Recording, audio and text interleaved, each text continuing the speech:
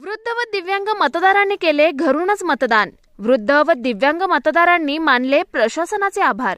लोकसभा सार्वत्रिक निवडणुकीत कोणताही मतदार मतदानापासून वंचित राहू नये याकरिता निवडणूक आयोगाने या लोकसभा निवडणुकीपासून 85 वर्षांपेक्षा जास्त वय असलेले व 40% पेक्षा जास्त अपंगत्व असलेल्या मतदारांसाठी गृह मतदानाची सुविधा उपलब्ध करून दिली आहे। त्या अनुषंगाने वर्धा लोकसभा मतदारसंघांतर्गत हिंगणघाट विधानसभा मतदारसंघामध्ये 12 व 13 एप्रिल रोजी गृह मतदानाची प्रक्रिया राबवण्यात येते।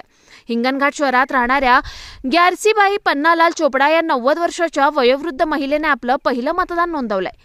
हिंगणघाट मतदारसंघामध्ये 206 वृद्ध व दिव्यांग मतदारांनी गृह मतदानाची सोय उपलब्ध करून देण्याबाबत सहाय्यक निवडणूक निर्णय अधिकारी यांच्या कार्यालयाकडे केली होती।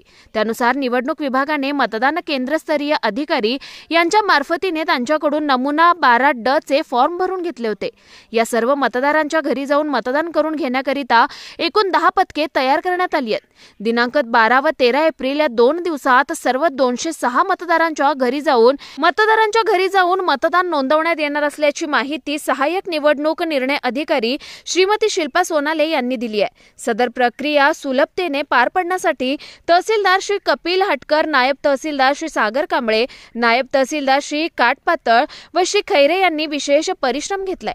घरून मतदान नोंदवलेल्या मतदारांनी निवडणूक विभागाने गृह मतदानाची सोय उपलब्ध करून दिल्याने मतदानाचा हक्क बजावता आला, याबद्दल आभार व समाधान व्यक्त केलाय।